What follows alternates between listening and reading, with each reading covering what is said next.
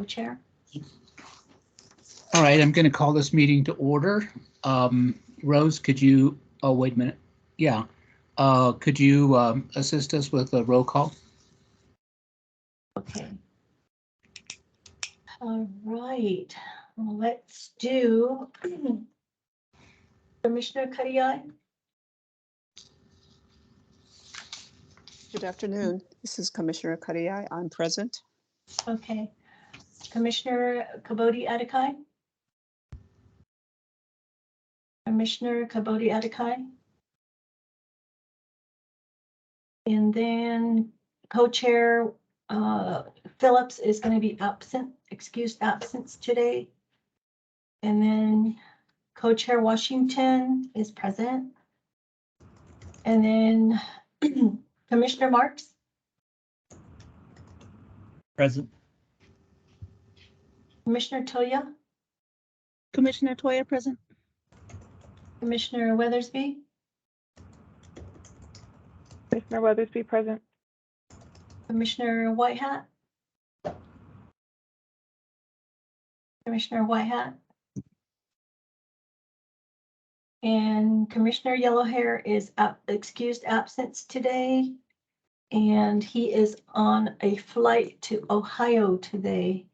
He received a very special award, which I can share with you later, probably later this afternoon, and you can see what he received.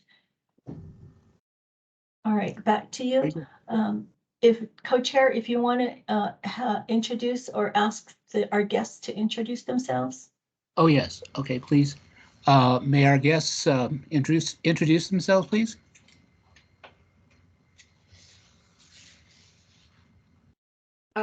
Okay, this is Jana Weldon, and I am today the interim beautification arts and science program manager, but as of Monday, I will be the program manager. It's an honor to lead the program, and I'm excited to be back before this commission. Okay, thank you. Do we have any other guests? Yes, I'm Deanne Wegwart, and I'm currently the chair of the Commission on Diversity Awareness. And I'm here with my colleague, Jean Toner. Okay, thank you very much. We're hoping to speak in the public when the public speaks. So. Okay. All right. Okay, thank you. Our next item on the agenda is the land acknowledgement. Would one of the commissioners volunteer to read that? This is Commissioner Toya. I would like to volunteer. Okay, very good. Thank you. The Flagstaff City Council humbly acknowledges the ancestral homelands of this area's indigenous nations and original stewards. These lands, still inhabited by native descendants, border mountains sacred to indigenous peoples. We honor them, their legacies, their traditions, and their continued contributions. We celebrate their past, present, and future generations who will forever know this place as home. Asculi. Thank you. Okay, we come now to public comment, and we have a couple of guests who would like to comment at this time, and you have the floor. Thank you very much. Jean, are you on? Are you able to speak? I am on. I'm able to speak, and greetings to the commission. Jean and I are here as representatives of the Commission on Diversity Awareness. And until there was the Indigenous Commission, all there was the Commission on Diversity Awareness. And I think I speak for Jean as well as myself in saying that we're excited that there is an Indigenous Commission. We think that there are so many issues that need to be addressed that are specifically, Indigenous issues, and that the Commission on Diversity Awareness, while we are very interested and supportive. We applaud your service, your willingness to help with these things, and we're glad you're here. One of the things that we have done in the past is submit usually the proclamations for the city, and I'm thinking that will from here go forward for Native American Month. I see on your agenda that you are planning to do that for Indigenous related celebrations and so forth. And that's an example, I think, of the kind of thing that is very appropriate and a good thing for your commission to be a part of, rather than CODA. And another issue that we've talked about in the Commission on Diversity Awareness is the renaming of the peaks. And I'm not sure actually what has been done in the Indigenous Commission with regard to that, but that's an area that CODA has interest in. But we wanted to tell you that we are interested in being in a support role more so in these kinds of issues. Jean, do you have thoughts you can add? No, I just want to state that prior to the Indigenous Commission, for instance, Dr. Silver from the commission, from the Center for Biological Diversity, approached our commission, with in regards to some of the issues with Snowball, and also Commissioner Marks and his wonderful youth group presented to our commission. So until the Indigenous Commission was created, I think some of these things came to us, and we just want to, follow your leadership as we follow up in the future. I guess is what I want to say. And we keep the Snowball and issues kind of as a standing agenda item, so that it can be agendized, automatically if things arise as relevant to those two issues, some of the violations up there at Snowball and the renaming of the peaks. So we just wanted to, stay in communication with this with the Indigenous Commission, and also, express that we are, following your leadership in terms of, the issues around renaming the peaks and the Snowball issues. So thank you. So yes, thank you very much. As things arise, if there are ways in which CODA can be supportive to you, I hope that you communicate that to our group so that we can talk about how to support you in your efforts for change. Appreciate that. Thank you. Thank you very much. We appreciate the work that you've done. And as you said before the creation of the Indigenous Commission, that you were doing all of this work. And we really appreciate that. We appreciate your assistance and advocacy. And I want to thank you very much. Thank you for presenting today, too. Okay, the next agenda item is co-chair. Is there any more Yes. public comment? Oh, okay. Are there any more public comments? I'm sorry.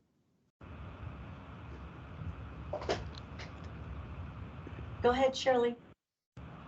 Hi, good afternoon. My name is Shirley Conrad. I am a Yellowknives Dene First Nations member from Yellowknife, Northern Canada, but I work here at NAU, and I'm just down around the corner from Kiera's office, and this is my first time listening in on the Indigenous Committee meetings, so I just want to say thank you, Masicho, for allowing me the opportunity.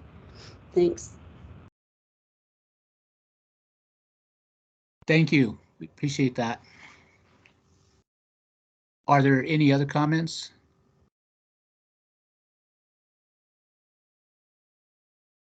Okay, we'll go now to the approval of minutes. Is there a motion for approving the minutes of May 4th? This is Commissioner Weathersby. Make a motion to approve the May 4th minutes. All right, is there a second? Commissioner Toya, I second. Okay, it's been made and seconded. All those in favor signify by saying aye. Aye. Aye. Aye. Any opposed, say nay. Anyone abstaining? Okay, the approval of the minutes has passed. Co-Chair Washington? Yes. Just so according to the manual, if anybody abstains, they're actually it's actually a voting in an affirmative, just so that you know. So that I think that is to make sure people do vote, even though they're abstaining. It's, you know, you can revisit your manual regarding that. That's interesting in that what if a person has a conflict of interest and wishes to stay out of the vote? By abstaining, then that would go in favor of the vote? I think that it really goes on a case-by-case basis, but that's what I had read in the manual, just so I just wanted to point that out. Okay. All right. And it's my understanding that the minutes for the June 1st is not prepared yet. Is that right? Right. Okay. And so we can just table that. Yes. Okay. That will be tabled. We come now to discussion items and possible decision. And I would, at this time, Ms. Weldon has a presentation for us, I believe. Yes, I do. Thank you, Commissioner Washington. May I take over the screen? Rose, thank you.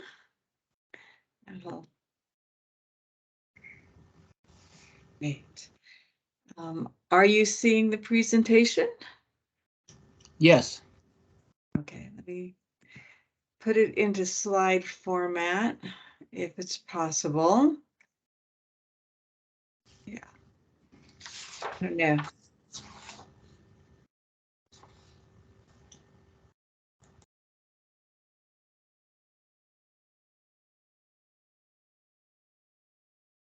For some reason, my apologies. It's not going to full.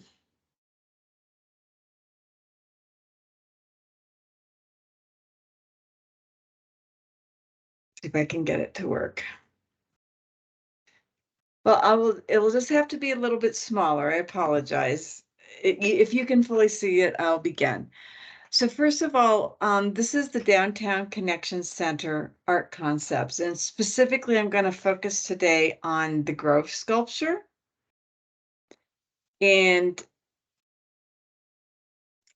I am going to give you a little bit of context about all the projects that are going on there, but I'm going to specifically be seeking knowledge for inclusion on the tree rings. And what I mean by the tree rings will become apparent. So first of all, I just want to kind of orient you to the site. This is Phoenix Avenue and the existing Downtown Connection Center. And this is Beaver Street. This is a civic space that's being developed for the south side, but it is going to be after the Rio de Flag.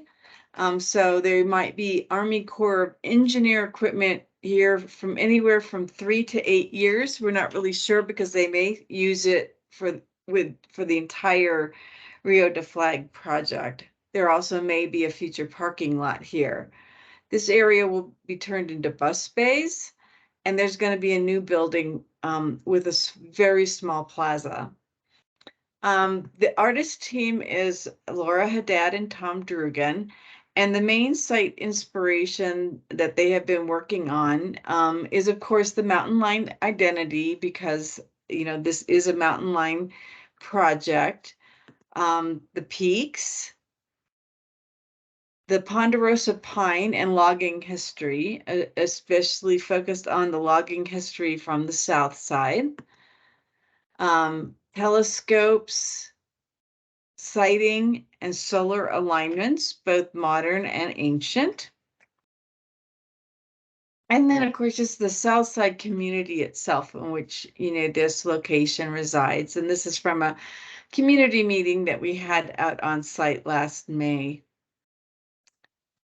So the artist actually came up with an entire constellation of projects when we began, and they have focused in on 5 that will be going forward with the funding that we have available. And the project itself is going to be done in phases. So the building here is going to be done in phase 1. Phase 2 will be the bus bays, and again, just all depending on when the Army Corps of Engineers leaves the site with all their equipment. The civic space will be completed. It will be designed beforehand, and then possibly a future parking garage in phase 3. So this is likely to go over several years. So I'm going to show you again the Jenna? concepts that they've, yes? Jenna, before you go any further, there's a comment from Commissioner Marks that says, if you click on the icon above the tab design, you can go into slideshow mode. If I click here, which I tried earlier. It's not doing anything. And it wouldn't work. I tried to. Up to the title bar. You see Let's the see. refresh. There we go. Very good. I must have clicked on the wrong button because it didn't work before. Is it now in full screen? Yes, now we can see Yay. it. Thank you, Commissioner Marks. Thank you. So again, I'm just going to kind of highlight some of the other projects before focusing on the one that I, you know, would like to seek your input from. This little stone bridge, which actually has been redone in cement, there's going to be about 66 bridge historic panels. This is actually funded by the Army Corps of Engineers, and it has to focus in on rail history and Southside community. And so it's going to be funded by historic preservation, but it will be an opportunity to do some plaques that are graphic, you know, and have illustrations as well as, you know, text. Another project that the artists have put forward is to do some art crosswalks. We have to get permission. We might have to have city council policy guidelines in order to be able to do that. We have started on seeking a policy change at the city council level to allow art crosswalks. But this is where it would be right by the entrance for the new building. Also, kind of in one of the later phases, when we get to the bus bays, we want to do rotating art. Again, available. These last 3 projects would be for local artists. And so we want to design a bus shelter that, you know, could definitely, you know, include temporary artwork that would change maybe on a seasonal basis if we have enough funding, or maybe an annual basis. And then on the building itself, the artists have designed an art glass overlay that would represent the 3 elements found in the mountain line logo. And this is kind of the art feature that they're working with. The building has been redesigned since the artist first proposed this. So this isn't exactly how the building will look, but it will kind of be over the entryway. And it will actually more look like this, and it will at night have light behind it and changing colored light. So at times the mountain lion face would emerge, and sometimes the peaks image would emerge, and sometimes the tree images would emerge. But this is the art project that I wanted to focus on with you today. It's called the Southside Grove, and it's an immersive sculpture that reflects the natural and cultural histories, including the ponderosa pines, astronomy, and an emphasis on Southside community heroes. And this is an early design concept. We are modifying it a bit, but essentially there's 6 trunks that are made of weathering steel. And they are located to mark the sun at solstices and equinoxes and the 4 directions. 5 of them will have branches, and the large trunk will mark due south without branches, and will most strongly reference telescopes.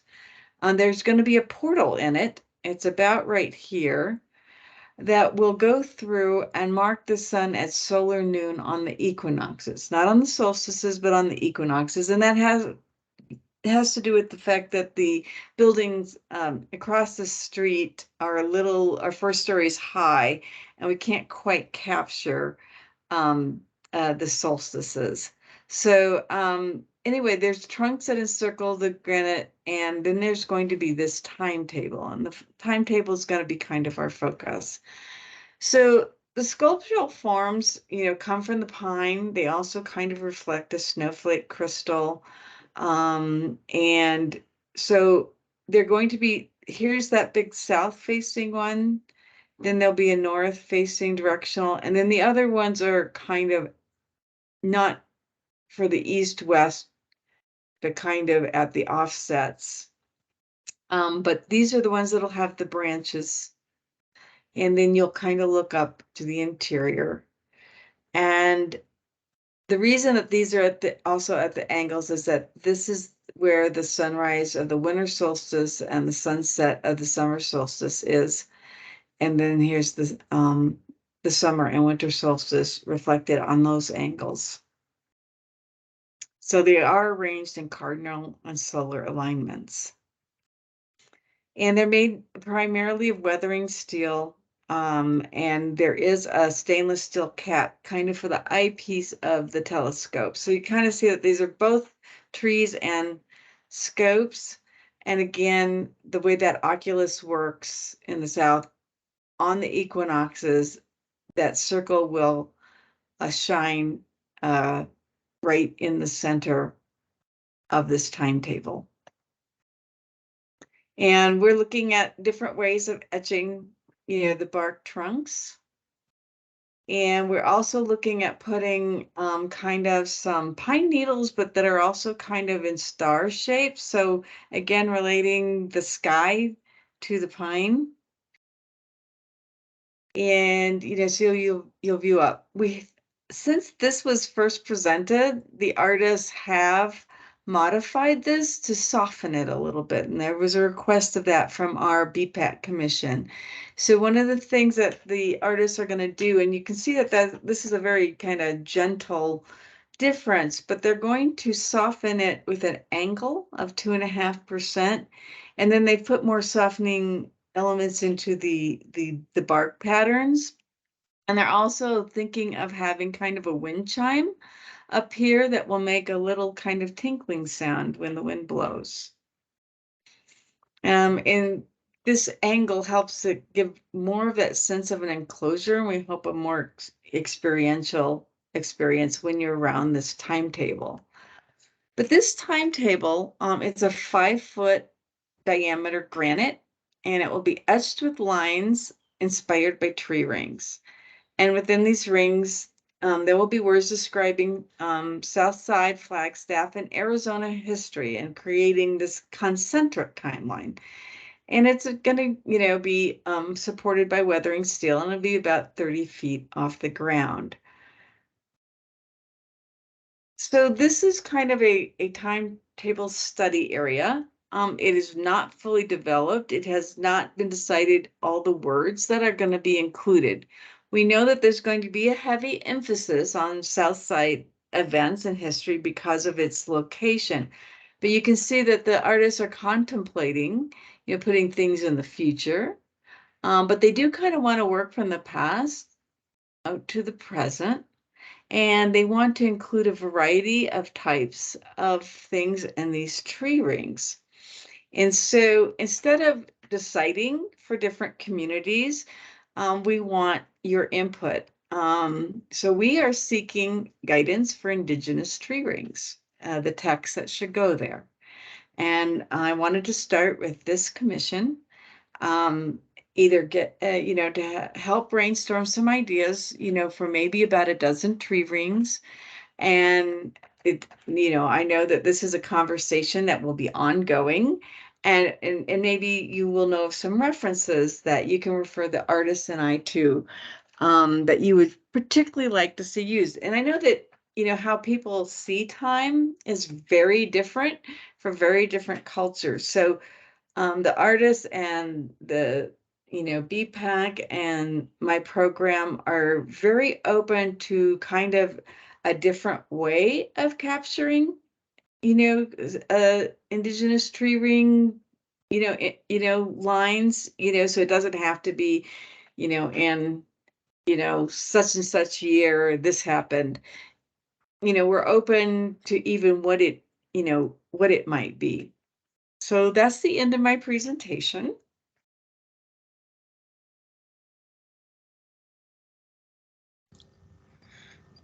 And I know that was a lot of information I presented. I hope I hope I brought it back down to what I'm thinking, and I'm just really interested in hearing your thoughts. I think that's amazing. The references to nature and the celestial bodies and trees and so on like that, snowflakes. That's quite impressive. That's really amazing and wonderful. I like that.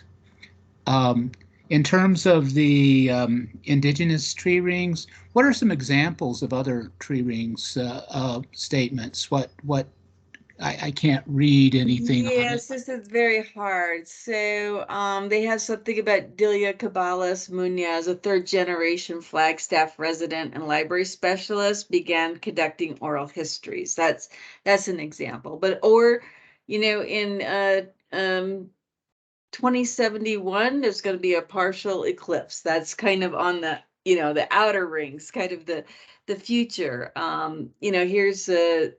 There's one, the discovery of Pluto. The director of the Lowell Observatory says that Pluto was mathematically discovered by Lowell in 1905. So these are kind of examples. The first, there's a mention of the first Black American flight attendant for American Airlines. There's a specific history of Mother Hickman beginning hosting a regular story hour for Southside children. I think, I know they had some references to Navajo Depot. So anyway, but the kind of specifically out of these examples right now did not, they weren't trying to include everything. They were just trying to give examples. Exactly. And so if is that helpful? Yes, that is helpful. With indigenous beliefs, there are sometimes that there might be some differences in how non-indigenous people regard an event such as an eclipse, whether that's negative or positive. And so I just want to kind of make that statement. There may be some things that may be regarded positively by some people, but negatively by others.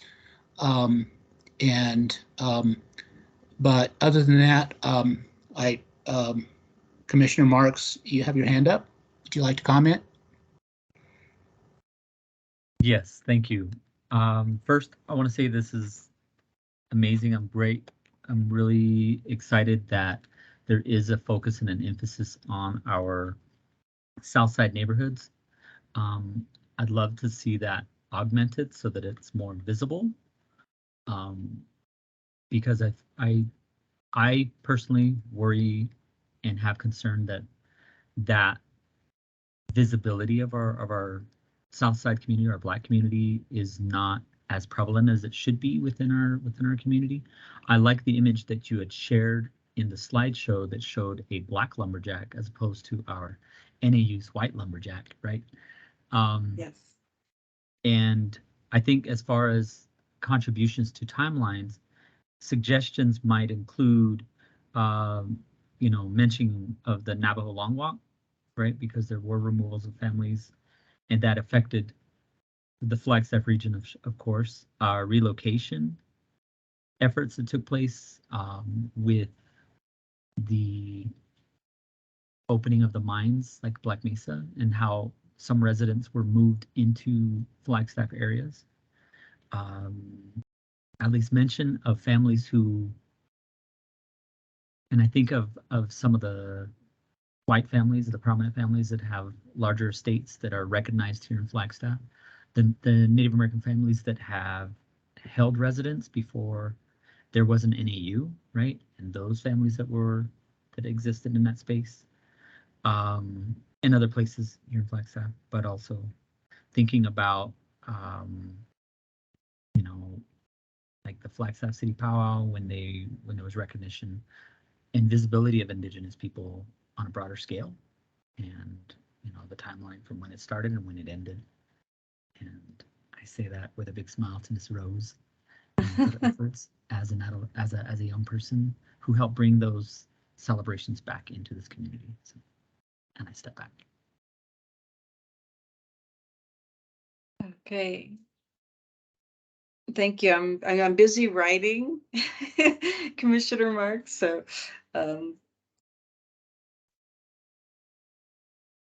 do you know just because of the accuracy that we'd want in referring to these relocations and these walks and the opening of the mines, can you suggest some good sources for me so that I can, or conversations that I can set up with the artists?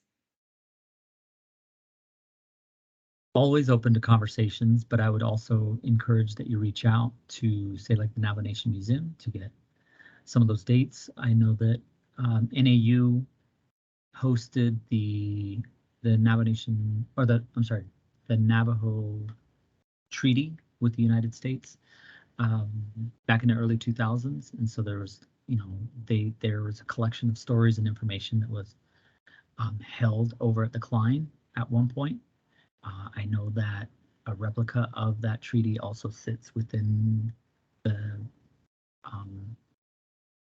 Museum of Navajo Nation, and maybe even speaking with folks like Robert Brunick, and the work that they've done over at the Museum of Northern Arizona to kind of carry over some of that story and identifying some of the locations of some of our families that used to live here in Flagstaff before they were relocated. And then, of course, there's information.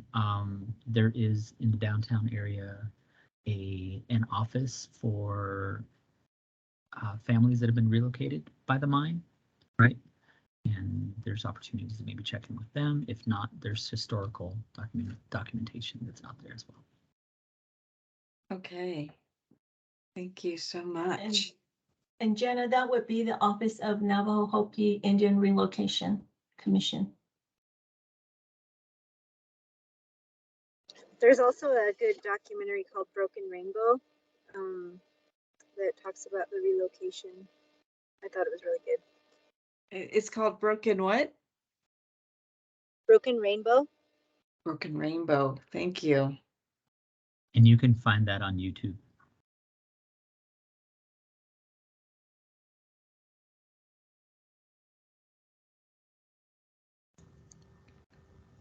Commissioner Weathersby?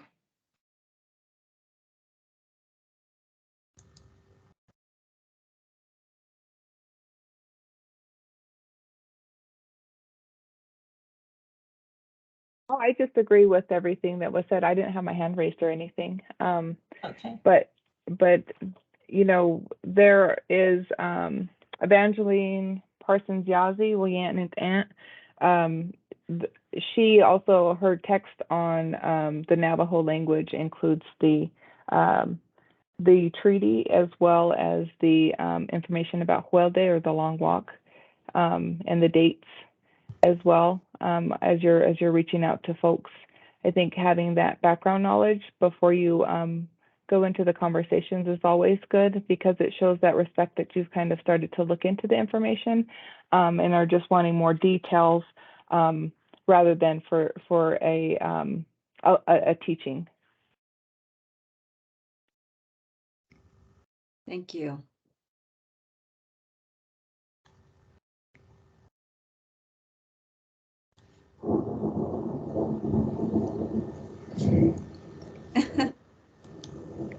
Okay. Are there any other comments from commissioners?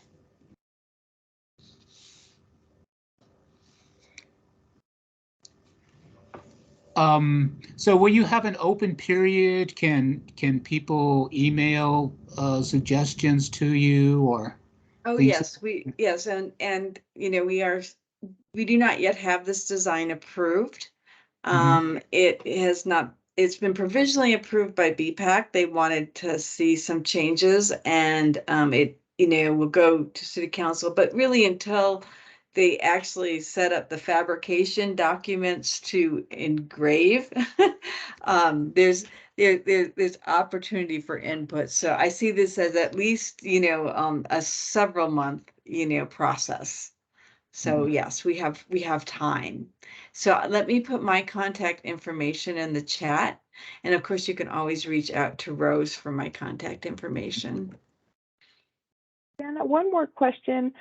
In regards to the polycarbonate for that are going to be on the edges of the steel, do we know kind of the time frame for their like half-lives and what that looks like? And because I know you said the weathered steel, but with polycarbonate, do we know what that will look like and how that might affect, if, you know, there's just in thinking about how climate change right now, with even the conversation we were having earlier about flooding, with wind and, you know, the changes that are occurring, I guess maybe the durability of the way that this was created and the resources that are being utilized for it.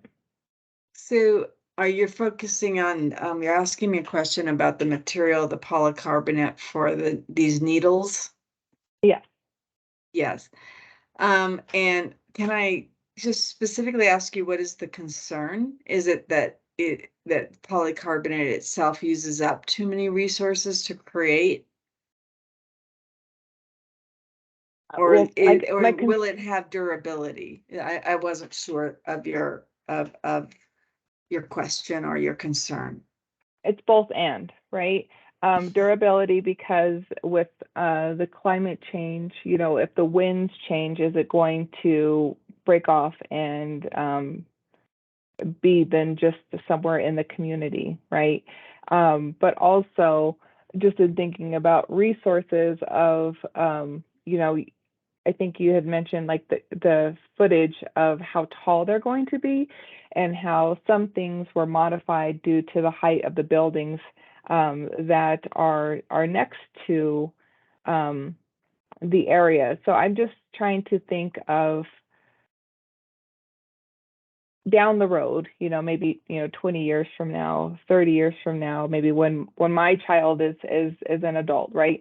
Then what will this still look the same? Will it still be intact? Will so those are the things that I'm kind of thinking about if this gets if it's created and put into the south side, what is it going to look like, and how long will it be able to be I guess what's being thought of right now, how long will it to be able to be intact that way? And are there plans for kind of upkeep of the weathered steel and the polycarbonate rods? Yeah, thank you. So all of our public art projects do go through an entire risk management and maintenance assessment. And so that's, part of our program. And we always do ask artists to design with low maintenance needs in mind. We also, as part of the artist requirements, that they make kind of a small manual on any upkeep requirements. Polycarbonate, it is actually pretty durable, but also, I mean, one thing about the structure of the piece, the winds, and you're right, they're increasing. So this will be, have to go through engineering. We'll have to have stamped drawings. So it is something though I will keep in mind to, tell them, you don't just look at a 40-mile-an-hour wind. Let's anticipate an extreme wind event, because one wind event can destroy a piece. So that would be part of the engineering, of it. We would probably have, we would look at that in terms of the attachments of, obviously, the Corten steel. Yes, they are, because they are of a certain height, they have to be engineered, and they have to have stamped drawings to make sure, obviously, that they will not fall over. It will not break apart. One thing about the maintenance of all of our public art projects, this one and another one, I'm very, very grateful to the city, because they have actually allowed us a new position, which is a collections manager. And we will be hiring a collections manager this year, whose basic and sole duty will be the care of all the public art projects, to make sure that any routine maintenance gets done in a timely manner. Make sure, this won't apply to this piece, but we have bronze pieces. They have to be polished a certain number of times a year to make sure that they still look good. So we will, that is part of our routine for any public art project. I hope I answered your question. Commissioner Whitehat, I believe you have your hand up. Yes, thank you. Just I have to apologize in advance because I can't read all of the content that's on the word slides or on the slides.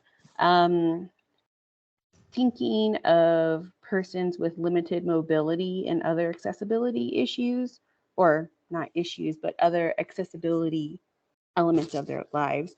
I think the idea of incorporating sound is really good, because we would hopefully have this experience available to people who have low vision or no vision at all. So I don't know. I'm sure that that's something that was kept in consideration, but I think also just to say that, yes, having some sort of sound element in it would also be great, since it seems it's more of an experiential experience. If you can't see, then what can you hear? What can you touch? What can you feel? And with that, and also along with that, is there, you didn't mention the use of different languages. So it sounds to me like most of everything is going to be printed in English. Is there also the option to have the different languages of the Southside community incorporated into the tree rings? And also remembering that many Indigenous cultures don't write things down and don't have a written language or vocabulary. So is there an opportunity to incorporate imagery, maybe not into the tree rings, but maybe the walking spaces, the ground spaces around the tree rings or around the trees, would be something I'd be interested in learning about or hearing about. Ooh, I will bring all of these ideas to the artists. Thank you.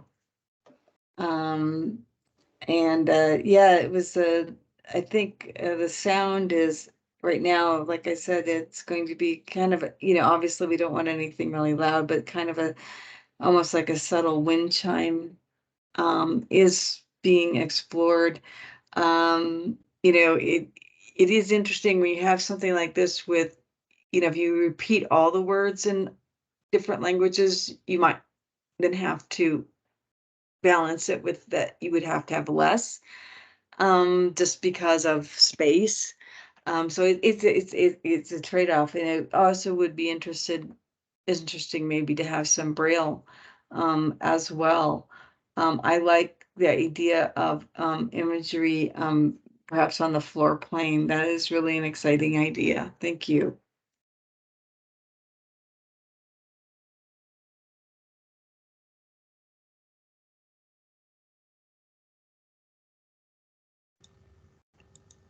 Okay, any other comments? Oops, Commissioner Weathersby. I realized that, in the conversation, we mostly talked about Navajo or Diné. And so also thinking, considering other tribal nations that are in the area, that their story is also incorporated into the lines, and, the accurate history, because I think that's also important, that all of the nations that have been here since time immemorial, that they're included in this, rather than just focusing on the current inhabitants of Flagstaff. And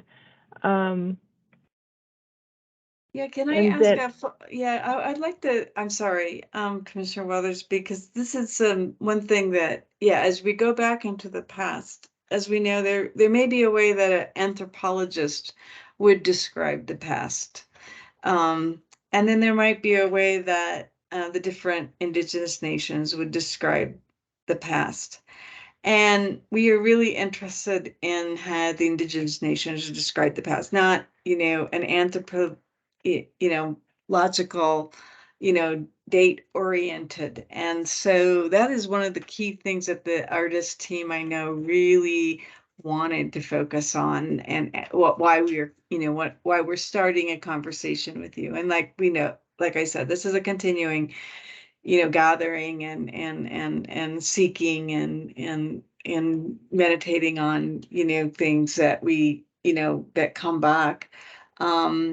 But, that specifically, how to capture that in these tree rings that doesn't come from, say, the past, how, can you, help us with any direction there?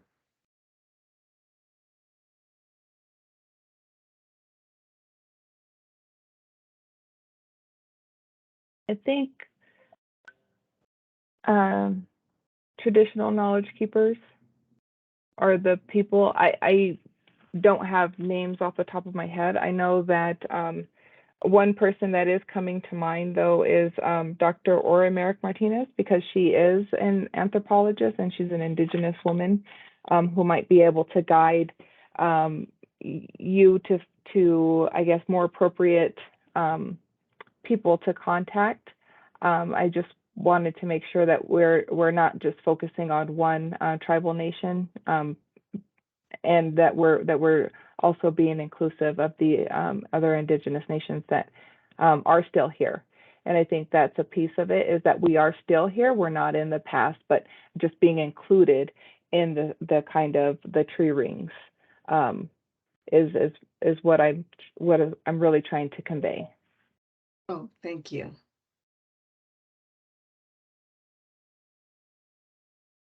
Hi, this is Rose. Just wanted to also express, I think some examples would be our emergent stories, where we emerged from. In Navajo, it's from within the 4 sacred mountains. And those are important for all Indigenous people in the area, their emergent stories, and what kinds of things that were, I guess, contributed in survival and resiliency. I think those are important things for all Indigenous people in the area, and how we continue to carry on the legacies that have been put here by our ancestors and the holy ones. So I think just there's a lot to consider in those kinds of things where spirituality is a huge part of that. So I think just sometimes dates and this thing happened in 19 whatever is not always important to Indigenous people, but the stories of how things happened and how they are still, how things happened way back and how things have happened through the years and how they have sustained us so far. Thank you.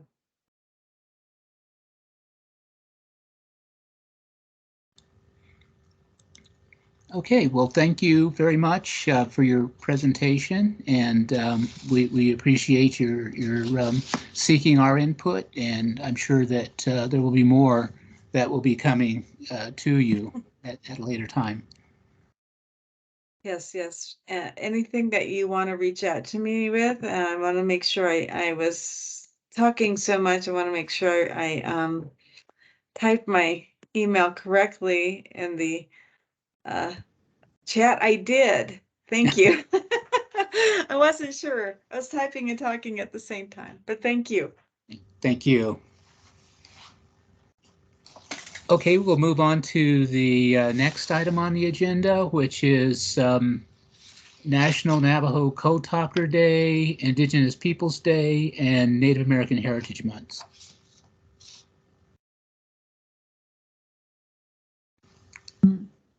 We have 4 minutes for one of our commissioners. So what we wanted to do was at least give you an information on the informal work group that the commissioners had put together. And right now I've been working with Commissioner Yellowhair and Commissioner Marks on the National Navajo Code Talker Day. And I had sent you the flyer, so you can share that out with your circles, and would just asking you to participate that day, to come and be with the event. If there are 4 voting members there, I just need to know who's all coming so that I can post that there could be quorum, and that would take care of that. So it's been really good. We have Mr. Randall Small Canyon, whose family, whose grandfather was a code talker, and his family's going to be pretty much involved with the keynote address. His mom's going to do that, and she's also going to sing the Marine Corps hymn, and there's going to be some people who are going to participate by we're hopeful to have some good amount of honor riders that will help the Small Canyon family lay a wreath at the Belmont Cemetery for his grandfather, and then also other code talkers that may be laid to rest there. So that's a portion that's going to happen before 10 o'clock. NACA, Native Americans for Community Action, has also gotten involved from their health promotions program, and they will be doing a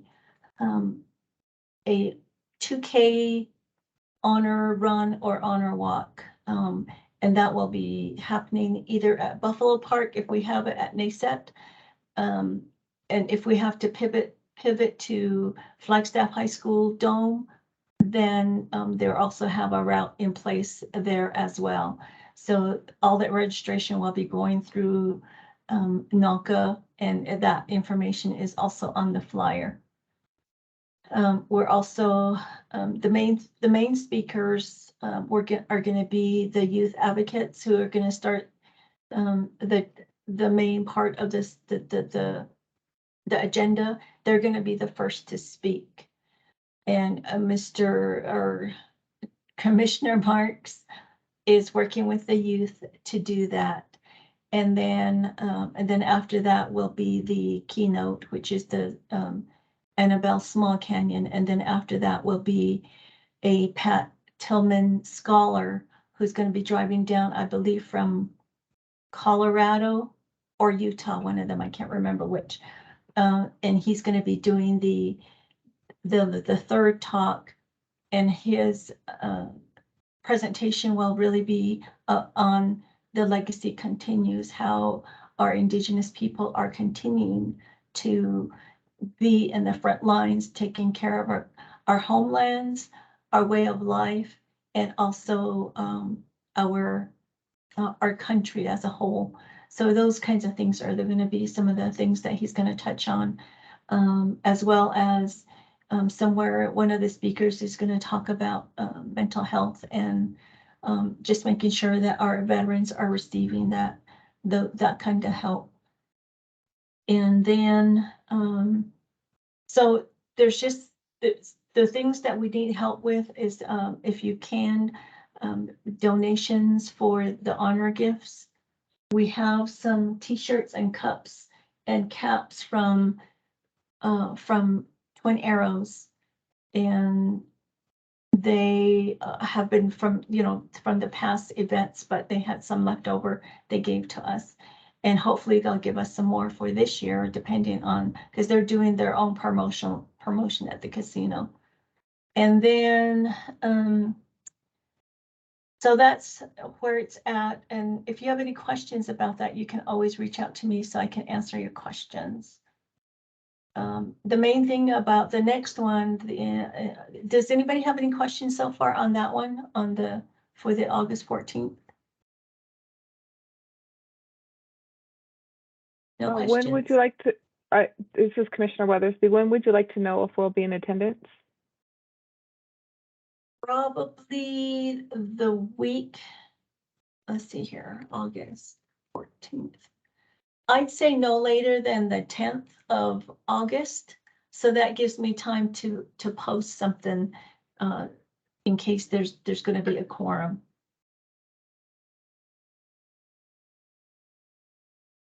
Okay, thank you. Any other questions? All right. So the next one is the Indigenous Peoples Day, and that is going to be on Monday, October 10th. And I'd really like for either additional or whoever wants to have that working group to work on that day for the events for that day. We've been having it pretty much the past 2 years as virtual events. And we just need to talk about that and see what we want to do this year, if we want to have in person. And so just putting that out there right now. Jonathan, Daryl were the ones who were helping me. And although Commissioner Toya had volunteered, she had transitioned into a new position. And so there was times when she couldn't make it. And so a lot of things like her email changed and her phone number changed. So there were some things that were changing in transition. So she wasn't able to help. But I'm always welcoming any kind of help with the planning of these events. So that's going to be our next major one. Also, at some point, all right, I can do that later. But we just, if you have interest, please let me know so we can start as soon as we get done with the Indigenous or the National Navajo Code Talker Day. As soon as that's done, we can start on the next one. Because we only will have, and that's going to take more planning, because if we're going to have speakers, we need to get in touch with them right away and get them signed up so that they're committed for that day. And usually a lot of our city employees, if it's virtual, will tune in. Just to let you know. Some of them are already asking if this one on August 14th is going to be virtual as well. And so I'm like, I don't know, it's going to be in person. So those are some things going on, exciting times. And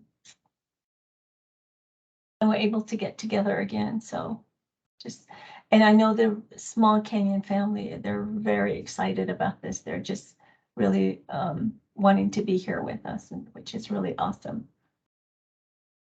Let's see. Any questions on those two?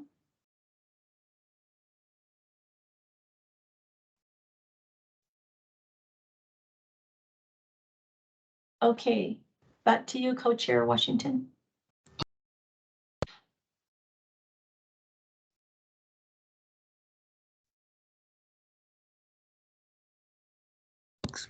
I was muted, I'm sorry.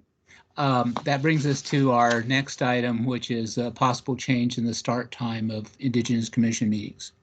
And I believe that is under consideration to move it to 12 p.m. Historically, it has been 11 a.m.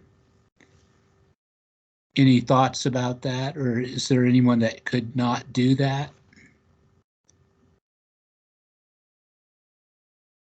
Commissioner Weathersby, I prefer the 11 a.m. That we had originally. Okay.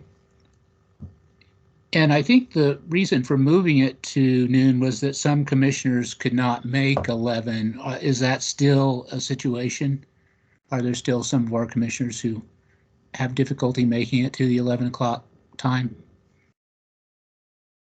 Just to add to that, Co-Chair, is that Jonathan cannot make it at 11. He can only make it at 12. And Meg, though her schedule is a little bit more flexible during the summer, but going forward, I believe her time at 12 is best in joining. And then the new one is Commissioner Toya.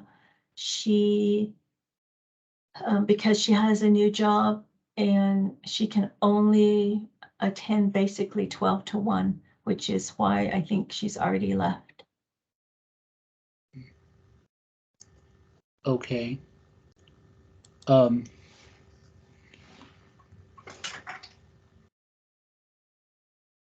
Let's see.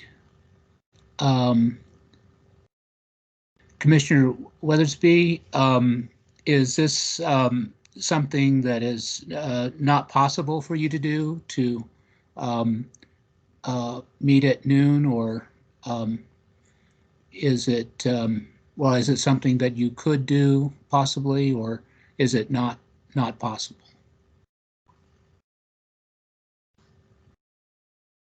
My schedule is, it's kind of already put out there, and I had the holds for our previous time. And so maybe if we're just doing 12 to 1, I can work with that. But I have other obligations that are already on my calendar through the year. So I try to go by my Outlook. Yeah, okay.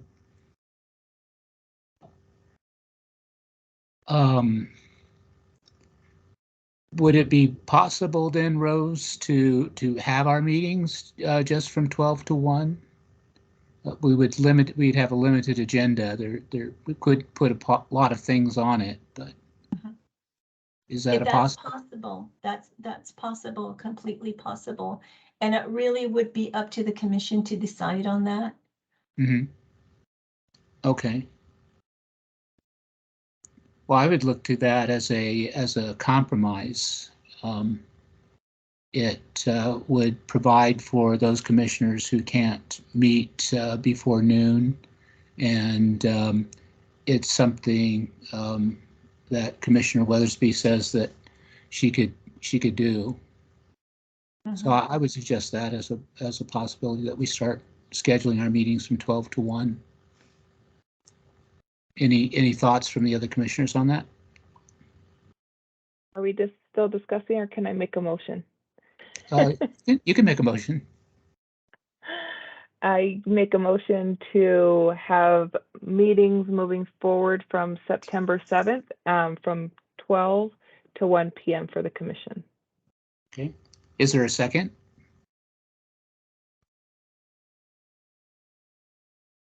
I will. This is Commissioner Whitehat. I'll second that. Okay. All those in favor signify by saying aye. Aye. Aye. Aye. Any opposed say nay. Okay, the motion carries. Thank you. And what I can do is maybe do the agenda to where a lot of the approvals can be like upfront. Yeah. And if there's going to be any votes on anything, and then any informational things can be towards the end of the agenda. Very good. That's good. That's a good idea. Okay, the next item on the agenda is informational items to and from commission members, staff, and future agenda item requests. Anyone have any informational items they'd like to talk about? If there's no one, then I can, I have a couple things. Okay. Okay, so I have, of course, the announcement for donations for the Navajo Nation Code Talkers Day. So that I already did. The other one is I wanted to update you on Heath. Oh gosh, what was his name? Anyway, the person who runs drug court or recovery court at the county. On every first Wednesday, both of those, the Judge Reed and I believe Mr. Heath, they're both busy all day on Wednesday, the first Wednesday of every month. So I don't think we'll be able to get one of them in here to talk to us about that. Okay. Now, they do the drug court for the county, did you say? Yes. Okay. I don't know if there's been much discussion about it, but I was particularly interested in drug court, the possibility of having drug court in the municipal court, and I wonder if we could get somebody instead from the municipal court, the court administrator or the chief judge, to talk to us about whether they've ever considered that, whether it's feasible for them to do that. Okay, I can check on that. Okay. I know with the county, they don't call it drug court, they just call it recovery court. Okay. And then there was another thing. Let's see here. I had it written.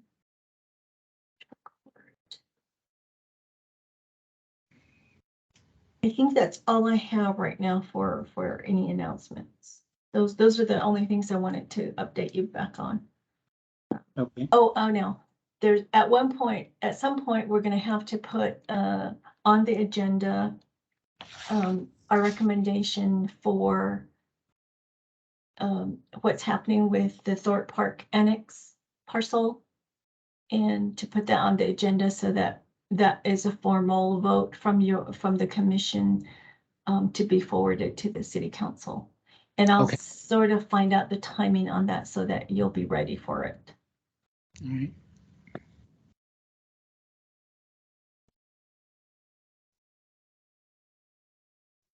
Okay, any other information items or agenda items in the future?